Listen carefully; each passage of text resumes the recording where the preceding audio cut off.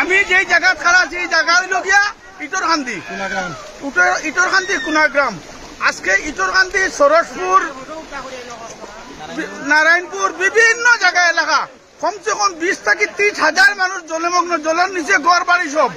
আমি জায়গা যেখানে আছি সব ঘর বাড়ি সব ডুবিয়া গেছে। একমাত্র আসামের মাননীয় মুখ্যমন্ত্রী আমি ওটা কইতাম চাই আর যে আমি আসাম বিধানসভার 4 বার রেইজ করার পরে 4 বার এই প্রস্তাব উঠানির বাদে আজকে পর্যন্ত আমার এই কাজ হয়েছে না। নেওয়ার কারণে মানুষ হাজার হাজার মানুষ জলমগ্ন। আজকে খাওয়া খাওয়ার কোনো ব্যবস্থা নাই। আমি মুখ্যমন্ত্রীর এইটা অবগত করি আর যে এইবার দয়া করে যাতে আমার এই জিতা নদী খনন করা হয়।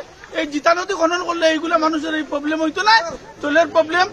আর আমি ডিসি মহোদয় ওটা কইতাম চাই আর যে আমার মানুষের পর্যাপ্ত খানি রিলিফ খাইতে লাগে, জলের ব্যবস্থা করিয়া দিতে লাগে।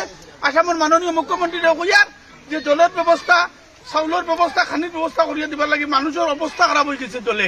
আজকে 3 সাইড দিতে